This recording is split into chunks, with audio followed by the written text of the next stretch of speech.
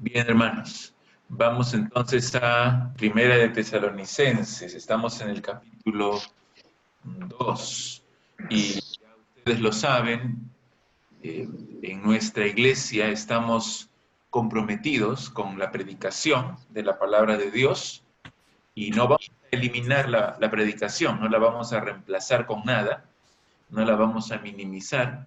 Algunos en nuestra época están convencidos que hay otras formas más efectivas de enseñar la Biblia. Incluso hay cristianos que piensan que es mejor un video, una canción, una discusión en mesas. Sería mucho mejor porque no es aburrido, es más dinámico. Otros creen que mejor hay que reducir el sermón a 20 minutos máximo, llenarlo de anécdotas, de historias, de chistes, y quitando cualquier referencia al infierno, al pecado, a la ira de Dios, a la santidad, a la persecución, al sufrimiento. Y eso ayudaría a, a que los mensajes sean más atrayentes para los incrédulos. Sin embargo, la Biblia es clara al decir que Dios ha escogido salvar a los creyentes por la locura de la predicación. Nuestro tema entonces no es la prosperidad, no es la autoestima, no es la ciencia, no es la política, sino qué dice Dios en su libro sagrado, que es la Biblia. Las escrituras son la revelación escrita de Dios, es su voz, es su aliento, nos da vida, nos transforma, y su palabra debe ser proclamada para su gloria, pero también para nuestro beneficio espiritual, para la salvación de las personas y la santificación de su iglesia. Y en esa misma línea estoy convencido que la predicación, específicamente como siempre mencionamos la predicación expositiva, que lo que significa básicamente es aquella predicación que explica el significado del texto y lo aplica a nuestras vidas. Esa es la forma principal en la cual debemos predicar. Tomamos un párrafo de las Escrituras, lo exponemos para la obediencia de los creyentes, para la salvación de los incrédulos, y así debe ser. Es triste ver que muchos pastores en iglesias cristianas no predican de esa manera, sino predican muchas veces su propia agenda y sus propias opiniones, muchas veces usando la Biblia para manipular o como un apoyo para sus propias ideas. Entonces, hermanos, es crucial, esencial, es indispensable que proclamemos este texto de las Escrituras con claridad y con compasión. Qué gran privilegio es escuchar lo que Dios nos tiene que decir. Y estamos en esta sección de Primera de Tesalonicenses en la que Pablo, ya lo hemos dicho, defiende su integridad, defiende sus intenciones, sus motivaciones al visitar Tesalónica. Cuando él fue a ellos, a ver si recuerdas lo que hemos dicho, cuando él fue a ellos, no fue para ganar fama, no fue para ganar dinero, no fue para manipularlos o engañarlos como un charlatán más, sino que él fue para predicarles el precioso evangelio de nuestro Señor Jesucristo que les podía salvar y transformar. Así que en este capítulo 2, los primeros 12 versículos, ya habló acerca de él, de su ministerio, de su carácter, de su predicación, de su mensaje. Él ha mostrado su corazón, ha abierto su vida delante de ellos y les ha expresado que los ama profundamente. Es un afecto genuino, sincero. Les dice, no solamente quisimos compartir con ustedes el mensaje, sino también nuestras propias vidas. Pero ahora, a partir del versículo 13, cambia su enfoque porque se va a concentrar ya no tanto en su predicación del mensaje de Dios, sino en la respuesta de los tesalonicenses. ¿Cómo respondieron ellos ante el mensaje de Pablo? Y tal vez de forma más relevante, ¿cómo debemos responder nosotros a la predicación de la palabra de Dios? Entonces, mi deseo con esta lección es que podamos tomar en serio la proclamación de la palabra de Dios y que respondamos a ella con obediencia, con compromiso, ante las demandas que tiene para nosotros. Entonces vamos a leer 1 Tesalonicenses capítulo 2, desde el versículo 13 hasta el versículo 16. Capítulo 2, del 13 al 16. Dice: por lo cual también nosotros, sin cesar, damos gracias a Dios de que cuando recibisteis la palabra de Dios que oísteis de nosotros, la recibisteis no como palabra de hombres, sino según es en verdad la palabra de Dios, la cual actúa en vosotros, los creyentes. Porque vosotros, hermanos, vinisteis a ser imitadores de las iglesias de Dios en Cristo Jesús, que están en Judea, pues habéis padecido de los de vuestra propia nación las mismas cosas que ellos padecieron de los judíos, los cuales mataron al Señor Jesús y a sus propios profetas, y a nosotros nos expulsaron, y no agradan a Dios, y se oponen a todos los hombres, impidiéndonos hablar a los gentiles, para que éstos se salven. Así colman ellos siempre la medida de sus pecados, pues vino sobre ellos la ira hasta el extremo. La pregunta, no la olvides, es cómo responder ante el mensaje de la palabra de Dios. En primer lugar, lo que tenemos que hacer es recibirla, aceptarla. Mira cómo empieza ahí esta sección en el versículo 13. Dice: por lo cual, también nosotros, sin cesar, damos gracias a Dios. Entonces, Pablo, junto a Silas y a Timoteo, ellos han ido a Tesalónica, han hecho la obra de Dios, han predicado la palabra y lo han hecho con carácter íntegro, como dijimos, como aprobados por Dios, con motivos puros. Lo hicieron en el poder del Espíritu Santo, con amor sincero. Y lo que dice ahora es: gracias a Dios que ustedes han respondido a nuestro mensaje, que ustedes han recibido nuestra palabra, pero no como nuestra palabra, sino como la palabra de Dios mismo.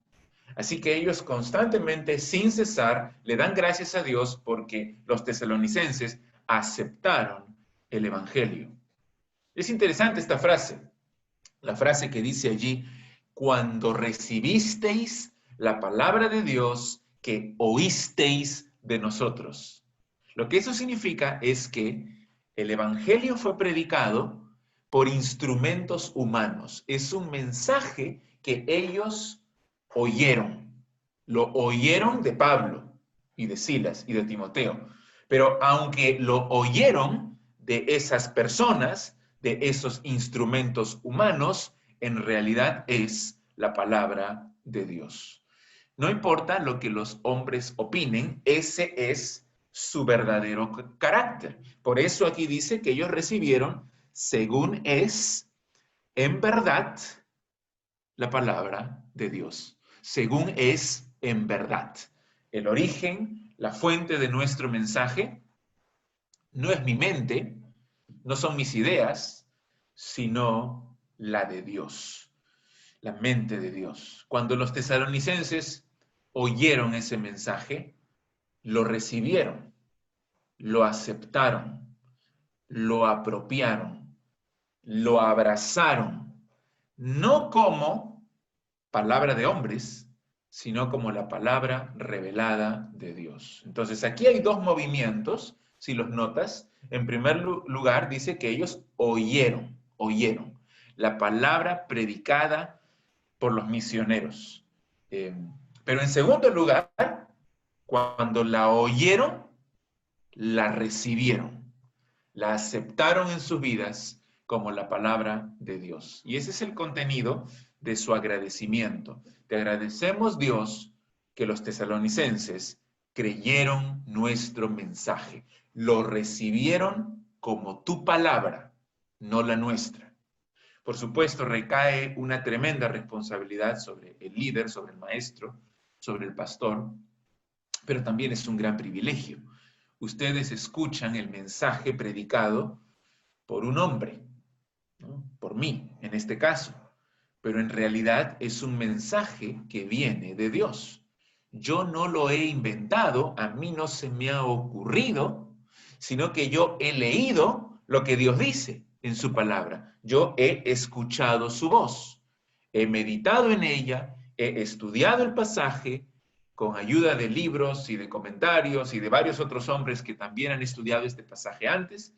En algunos casos, he luchado con el pasaje, he orado por la guía del Espíritu Santo, he pensado en cómo se puede aplicar a nuestras vidas y luego lo predico, lo enseño, convencido que es la palabra de Dios. Entonces ustedes escuchan de mi voz, con mis palabras, de mí, que soy el instrumento humano, imperfecto, débil, pecador, pero ustedes escuchan el mensaje de Dios.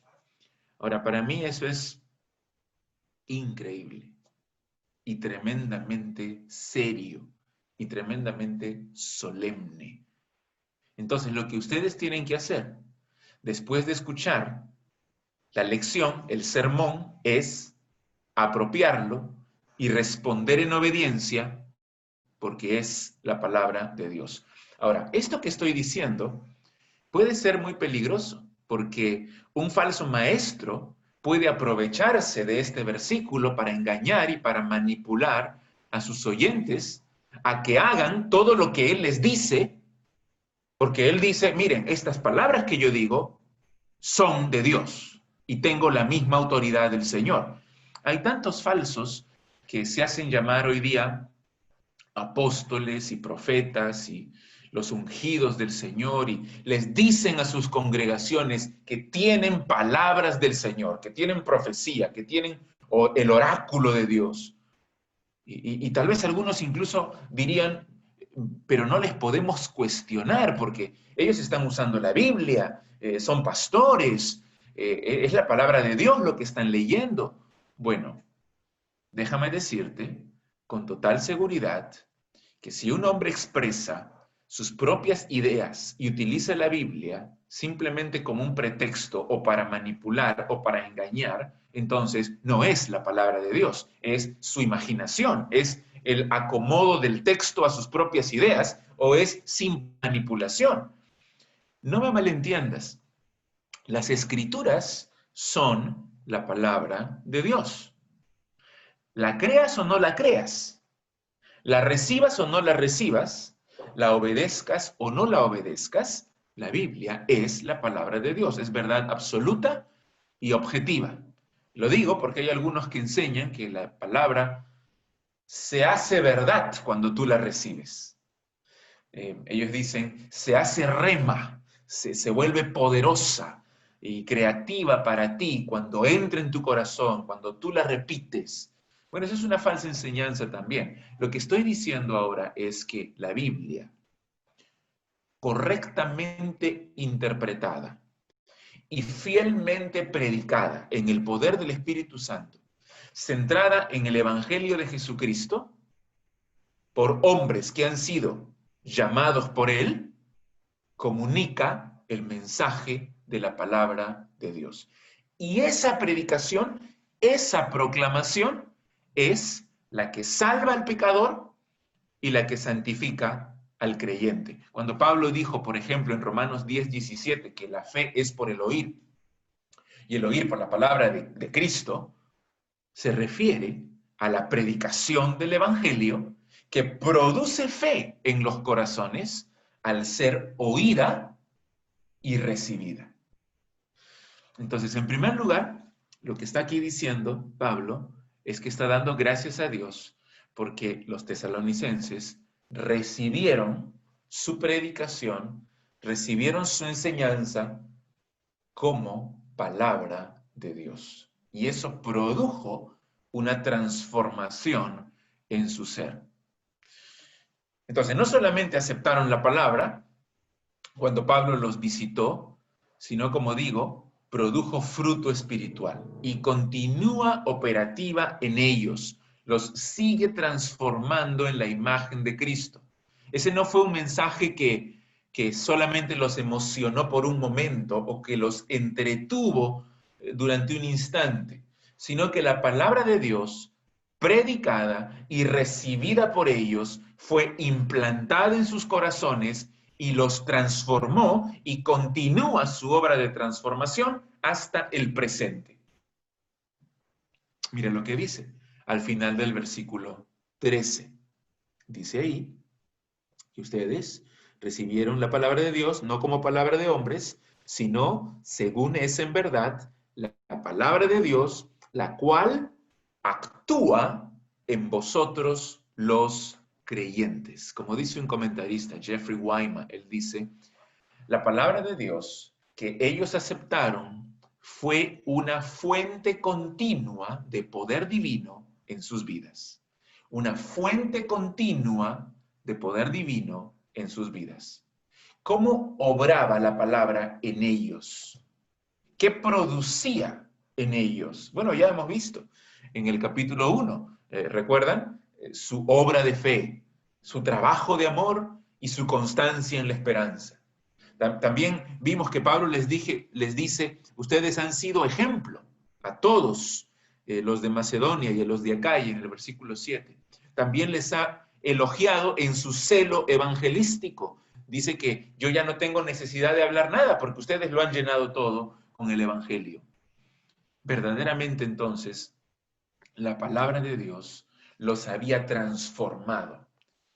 Ningún mensaje humano puede producir estos resultados, sino solamente la palabra de Dios.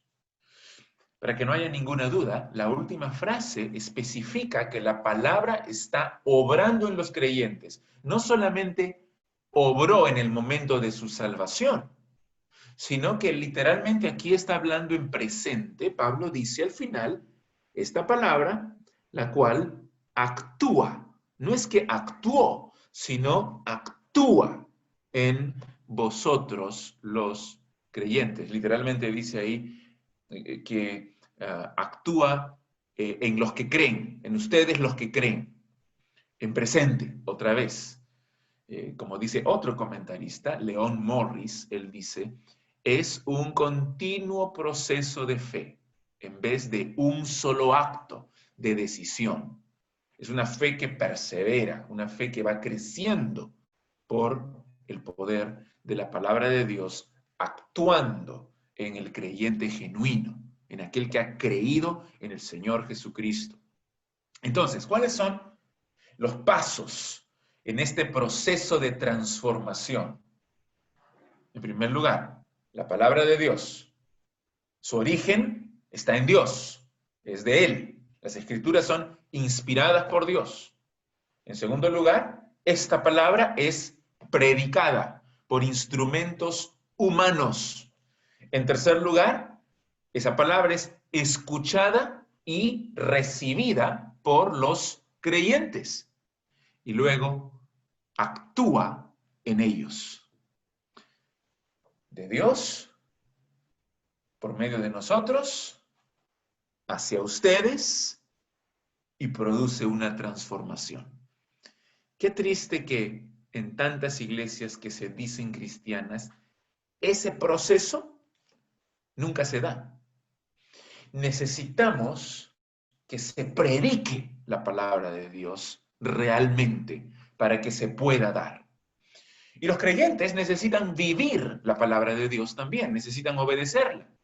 Como dice aquí otra vez, la palabra actúa en nosotros, pero nosotros también tenemos que actuar en respuesta a lo que la palabra de Dios produce en nuestros corazones. Como Santiago dice, hay que ser hacedores de la palabra, no solamente oidores. Entonces, la palabra produce el querer, el hacer, produce la fe, produce obediencia, pero yo tengo que obedecer. Yo tengo que creer. La palabra produce transformación, pero yo tengo que vivirla. Y por eso el segundo punto aquí es, en primer lugar, dijimos que ¿cómo respondemos al mensaje de la palabra de Dios? La recibo, la acepto. En segundo lugar, la vivo. La vivo. Porque ella actúa en mí. La obedezco. Y en tercer lugar, la comparto. La comparto. Los tesalonicenses respondieron al mensaje del Evangelio aceptándolo como la palabra de Dios, siendo transformados por Él y viviendo una vida para la gloria de Dios y estando dispuestos a sufrir por Dios. En el versículo 14, mira cómo empieza con la palabra ¿por qué? ¿No? La palabra ¿por qué? Es importante. ¿Por qué digo, dice Pablo, por qué digo que la palabra actúa en ustedes? Porque se convirtieron en imitadores de las iglesias de Judea. Ahí está en el versículo 14. Porque vosotros, hermanos, vinisteis a ser imitadores de las iglesias de Dios en Cristo Jesús que están en Judea. En capítulo 1, versículo 6, dice, vosotros vinisteis a ser imitadores de nosotros y del Señor Jesucristo. Imitan a Cristo, imitan a Pablo, Silas y Timoteo, que son heraldos de Cristo, pero ahora les dice, ustedes también están imitando a las iglesias de Dios en Cristo Jesús que están en Judea. Esas iglesias le pertenecen a Dios, por eso dice, son iglesias de Dios, y se encuentran en la región de Judea, incluyendo Samaria y Galilea, son judíos creyentes, y están, dice también este texto, en Cristo Jesús, en la esfera de Cristo. En Él se mueven, en Él viven, en Él encuentran su propósito. No son asambleas, no son reuniones puramente humanas, sino que son instituciones divinas, son iglesias de Dios y que viven en Cristo. Estas iglesias de Judea que menciona Pablo fueron las primeras en fundarse y se habían convertido en el arquetipo del sufrimiento por la causa de Cristo. Ellos fueron las primeras iglesias y los tesalonicenses ahora los estaban imitando. Tal vez no los imitaban conscientemente, sino que Pablo aquí está estableciendo un paralelo entre ellos, porque dice, yo veo aquí que ustedes se parecen a las iglesias de Judea, los están imitando, veo paralelos, hay una comparación. ¿En qué sentido son iguales a las iglesias de Judea? Bueno, la segunda parte del versículo nos da la respuesta. En el versículo 14 dice, pues habéis padecido de los de vuestra propia nación las mismas cosas que ellos, es decir, los judíos, padecieron, los judíos creyentes, padecieron de los judíos. Y es posible aquí que Pablo se está refiriendo a lo que ocurrió inmediatamente después de Pentecostés, cuando vino el Espíritu Santo y los discípulos predicaron y se convirtieron muchos, y las autoridades les prohibieron hablar de Cristo y surgió una persecución. Y en esa persecución el mismo Pablo estaba involucrado, no como líder cristiano, sino como perseguidor de la iglesia. Entonces él sabe de lo que está hablando.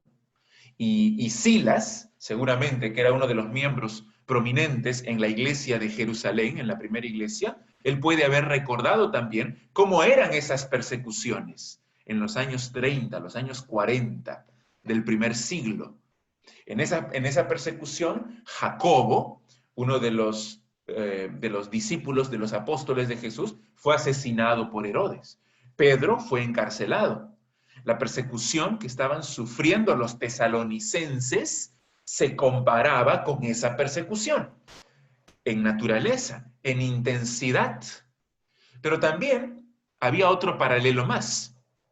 El hecho que así como los de Judea habían sufrido a manos de sus compatriotas judíos, ahora también los tesalonicenses estaban sufriendo a mano de sus compatriotas gentiles, que habían sido instigados por los judíos. ¿Recuerdas lo que leímos hace algunas clases en Hechos 17? Bueno, algunos piensan que aquí, versículos 15 y 16, son una interpolación. ¿Qué es una interpolación? Un añadido que hace otra persona. O sea, no es Pablo el que está escribiendo versículos 15 y 16, sino que otra persona, años después, añade estos versículos. Y la razón que dan algunos eruditos es que Pablo, aquí en estos versículos, habla con mucha dureza hacia sus propios compatriotas judíos. Otros dicen que no, Pablo sí fue el que escribió estos versículos, pero lo acusan de antisemita, estar en contra y odiar a los judíos. Pero él mismo era judío. Y cuando tú lees Romanos, por ejemplo, Romanos 9, Romanos 10, él muestra compasión entrañable por sus compatriotas judíos que se están perdiendo. Entonces, yo creo que es mejor entender estos versículos 15 y 16 como escritos por Pablo, definitivamente, escritos por el apóstol Pablo, pero refiriéndose no a todos los judíos, sino a un grupo específico de judíos, aquellos religiosos que rechazaron al Mesías, que rechazaron el Evangelio, que persiguieron a los verdaderos mensajeros de Dios, los apóstoles y los creyentes, que también eran judíos en esa primera etapa de la iglesia. En el versículo 15, Pablo los describe a estos judíos usando 4 declaraciones. Mira, dice ahí en el 15, ¿quiénes son estos judíos? Los cuales mataron al Señor Jesús y a sus propios profetas. Esas frases son parte de la tradición apostólica desde el inicio. Eso predicaban los apóstoles de Jesús, que los judíos mataron al Señor Jesús. Y Pablo aquí enfatiza que ese fue su más grande crimen, matar al Hijo de Dios. Pero también dice, mataron a los profetas, sus propios profetas, del Antiguo como del Nuevo Testamento.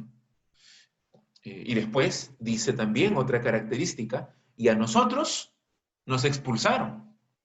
Pablo aquí claramente se pone en la misma línea que el Señor Jesucristo, los profetas y los apóstoles, porque son mensajeros de Dios. Y él dice a nosotros también, así como mataron a Cristo, así como mataron a los profetas de Dios, a nosotros, apóstoles de Cristo, apóstoles de Dios, también nos expulsaron, refiriéndose a su salida de Tesalónica, una salida violenta, promovida por los judíos que vivían en esa ciudad. Pero después hay una tercera característica, dice, y no agradan a Dios. Una acusación muy seria, porque para Pablo, agradar a Dios resume en una frase lo que es ser salvo. La verdadera conducta cristiana. Por un lado está agradar a Dios, por otro lado está agradar a los hombres. Los que agradan a los hombres se van a perder para siempre, los que agradan a Dios se salvan. En Gálatas 1:10, Pablo dice, si yo todavía agradara a los hombres, no sería siervo de Cristo. Porque están en oposición. Y después dice ahí, en el versículo 15 al final, y se oponen a todos los hombres. Se oponen a todos los hombres. Y es interesante que muchos escritores, filósofos de la antigüedad, tenían palabras muy similares a las de Pablo. Solamente voy a leer lo que decía el historiador romano Tácito, por ejemplo. Él decía, los judíos sienten hostilidad y odio hacia todos los hombres. Muy similar a lo que está diciendo Pablo aquí. Pero Pablo no está haciendo una crítica social como Tácito, sino que esta es una crítica teológica, porque él da la razón de por qué dice todas estas cosas en el versículo 15. Se oponen a todos los hombres, en el versículo 16, impidiéndonos hablar a los gentiles para que éstos se salven. Pablo dice que los judíos muestran su hostilidad, muestran su enemistad hacia todos los hombres, hacia los gentiles, porque persiguen a los verdaderos cristianos y les impiden hablar las buenas noticias de salvación a otros. Y no hay una crueldad más grande que esa, porque la salvación involucra ser librados de la ira de Dios. Dios está llamando a su reino y a su gloria a las personas, y lo hace por medio de la predicación del Evangelio, no por medio de canciones, no por medio de espectáculos, no por medio de cualquier método, sino que Él ha escogido salvar a los creyentes por la locura de la predicación. Y por eso para Pablo, si alguien le impide predicar, le impide hablar, está impidiendo la salvación de los oyentes y por lo tanto se está oponiendo al plan de Dios y está mostrando odio hacia las personas porque no quiere que se salven. Es increíble que a nosotros nadie nos impide hablar el evangelio, pero cerramos nuestra boca y no decimos nada. Hace un momento dije que los judíos muestran odio hacia los demás porque impedían a Pablo hablar el evangelio. Y dije que no hay una crueldad más grande. Pero a nosotros, ¿quién nos tapa la boca? A veces no somos nosotros mismos. Tal vez tú no te consideras hostil hacia los demás, pero al no hablar de Cristo a otros, les estás impidiendo la salvación. Richard Lenski, un teólogo del siglo pasado, él dice, el peor aspecto de la incredulidad no es su propia condenación, sino su esfuerzo en frustrar la salvación de otros. No es su propia condenación, sino su esfuerzo en frustrar la salvación de otros. Y por eso el resultado es lógico para estas personas. Dice al final del versículo 16, así colman ellos, es decir, impidiendo hablar el evangelio, así colman ellos siempre la medida de sus pecados, pues vino sobre ellos la ira hasta el extremo. A través de los siglos ha habido muchos que han matado, comenzando con Cristo, al mismo Cristo, pero a los profetas también, a los apóstoles, a los mensajeros de Dios. Y su desobediencia ha resultado en el colmo para Dios. Aquí es la imagen de un vaso que está siendo llenado lentamente hasta que llega a rebalsarse. El castigo llegará. A los ojos de Pablo el castigo ya llegó para estos judíos, porque dice ahí, vino en pasado, vino sobre ellos la ira hasta el extremo. Hay mucha especulación a qué se refiere Pablo. Algunos piensan que se refiere al año 49, cuando el emperador Claudio expulsó a los judíos de Roma. Otros piensan que se refiere a la revolución de los celotes en el año 49, cuando fueron masacrados miles de judíos. Otros piensan que se refiere a la hambruna del año 47 después de Cristo. No podemos saber exactamente de qué está hablando aquí Pablo. Pero sí hubo varios desastres a los que Pablo pudo referirse. La idea es que la ira divina se manifiesta ya en el presente en diversos hechos que inauguran el castigo que tendrá su consumación cuando venga Cristo por segunda vez. Entonces, lo que nos muestra este pasaje es una verdad sobresaliente de toda la Biblia. Solamente hay dos tipos de personas, y siempre lo decimos. Aquellos que son los creyentes, que han escuchado el Evangelio de Jesucristo. Él murió por nuestros pecados, que padeció por el castigo que nosotros merecíamos, que resucitó al tercer día, y ellos creen en ese mensaje, son los que tienen gozo y vida eterna, y tienen vidas transformadas, y ahora están dispuestos a compartir ese mensaje con otros, aunque sufran por él. Y por otro lado están los que se oponen al Evangelio, que viven una vida que no agrada a Dios, y que van llenando la maldad de sus pecados hasta que se derrame por completo la ira de Dios sobre ellos. Y si te das cuenta, lo que divide a ambos grupos es su relación con el Evangelio de Jesucristo. Los creyentes lo aceptaron y fueron transformados por él, los incrédulos lo rechazan. Solamente hay estas dos opciones: o ser transformado por el poder de Cristo, o poner a prueba la paciencia de Dios, siguiendo en tus pecados hasta que llegue el colmo. Vamos a orar. Padre nuestro, gracias por este tiempo, gracias por tu mensaje, gracias por la Biblia que nos enseña, como siempre, estas verdades preciosas que transforman nuestra vida. Ayúdanos a vivir, Señor, como verdaderos hijos tuyos, dignos hijos tuyos, que reflejan el carácter de Cristo, que obedecen tu palabra, la viven viven el Evangelio y comparten con otros para su salvación también. Gracias, Padre, te lo pedimos en el nombre de Cristo. Amén.